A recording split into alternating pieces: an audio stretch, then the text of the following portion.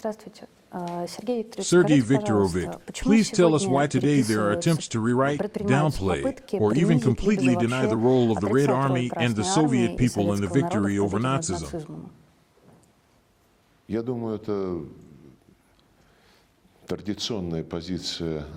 This is the West's traditional position, to weaken competitors. Europeans dominated for about 500 years, primarily because they sought to conquer as much land as possible and enslave as many people as possible.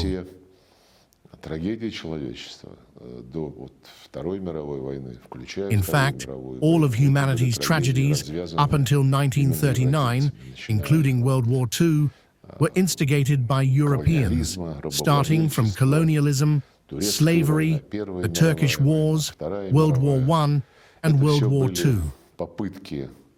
All of these were attempts by one or another European power that had risen to the forefront to suppress its competitors.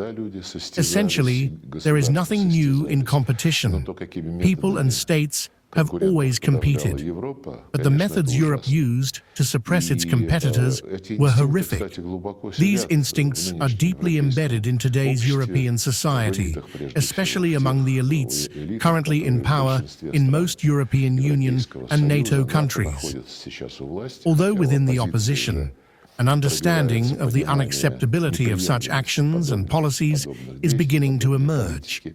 The instincts of the ruling class in Europe are clearly manifested in what is happening in Ukraine, the war that the West has unleashed against the Russian Federation using the Kyiv regime and the bodies of Ukrainian citizens.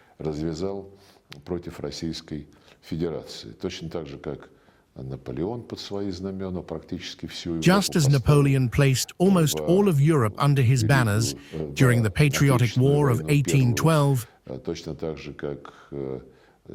and just as Hitler, having conquered almost all of Europe, put the French, Spaniards, and most of the continent's countries under arms to fight on his side. The French carried out punitive operations, while the Spaniards participated in the blockade of Leningrad. This is well known.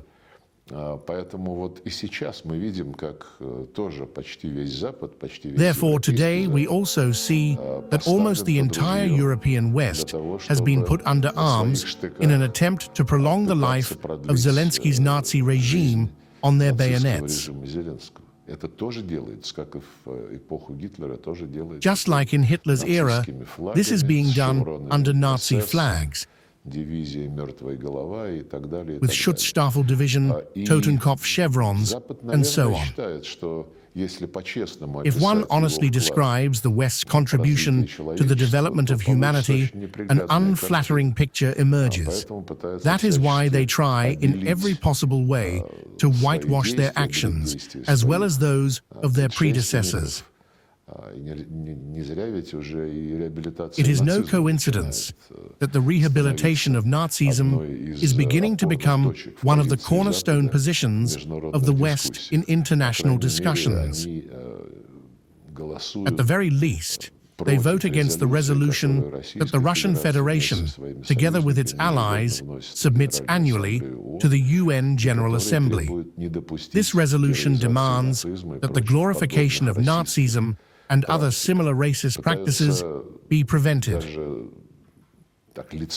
They hypocritically try to insert amendments into it that would equate Nazism with what the Russian Federation is currently doing, liberating people from Nazi oppression as part of the special military operation.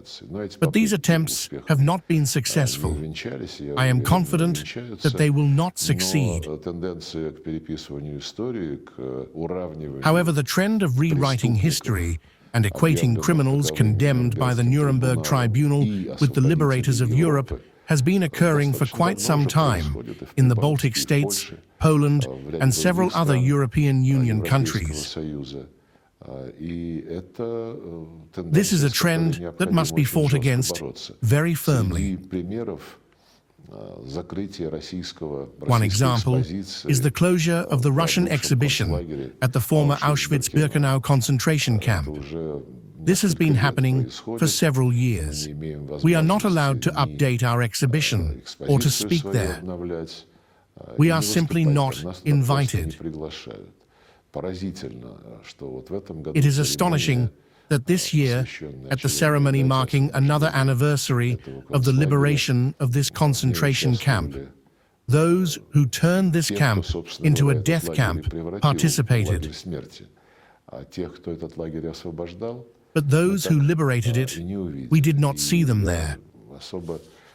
I am particularly concerned about the behavior of the UN Secretary General, not because he, as a person, is approaching any ideals, but because he is the United Nations Secretary General. Regardless of who he is a Portuguese citizen, he has worked in international organizations for half his life and should understand what it means to be the UN Secretary General in accordance with Article 100 of the Charter. It states that he must not take instructions from any government, must maintain neutrality, and must pursue only one goal: the fulfillment of the purposes of the UN Charter. Yet Guterres, speaking at the ceremony dedicated to the 80th anniversary of the liberation of Auschwitz-Birkenau, did not mention the Red Army even once, despite the fact that the Day of Remembrance for those victims was established as a result of the Red Army's feat. This is, of course, a sad trend. Something similar happened about 5 years ago, long before the start of the special military operation. Back then, in Jerusalem, at the unveiling of a special monument to the victims of the Leningrad blockade, where Presidents Putin, Macron, Israeli Prime Minister Netanyahu, and US Vice President Mr. Pence were present. Everyone mentioned the feat of the Red Army, except for Mr. Pence, who said, "We were all happy when on January 27, 1945, the Allies flung open the gates of Auschwitz." Do you understand which Allies he meant? In other words, it's the usual "we plowed together" narrative. Sad. This is not a new phenomenon related to their resentment over the special military operation. This is a trend. It must be fought against. We are doing so primarily within the UN framework. With the participation of our expert community, numerous seminars and conferences are being held, exhibitions are organized, and documents are being declassified. We have no right to allow this truth to be forgotten. What other efforts is Russia making to preserve historical memory and counter the information war waged against us? And are the modern judicial processes recognizing the actions of the German fascist occupiers on the occupied territories as genocide part of the work to restore historical justice? Undoubtedly. This is one of the main tasks. Such judicial processes are taking place in the Russian Federation, in its regions, especially in those that suffered the most from loss of human lives and destruction. We are also actively cooperating with civil society.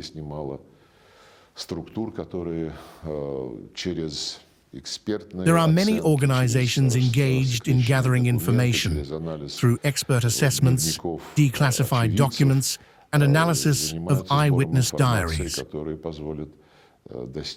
At this stage, one of the most important tasks is achieving recognition of what the Germans and their European allies, who actively participated in these atrocities, committed. I am convinced that the recognition of all this activity as genocide against the peoples of the Soviet Union will not happen soon, because the resistance is colossal. The entire philosophy, both past and present, of the majority of modern Western elites in Europe would be called into question. But this work will inevitably be brought to the official international level in the future.